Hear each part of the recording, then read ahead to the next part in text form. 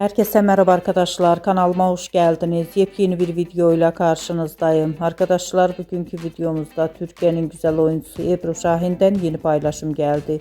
Ebru Şahin maçta eşi Cedi Osman'ı tek bırakmadı.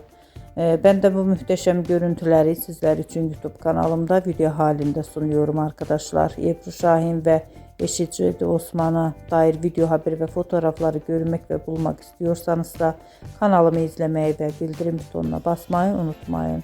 Şimdilik benden bu kadar olsun. Yeni videomuzda görüşmek üzere. Hoşça kalın.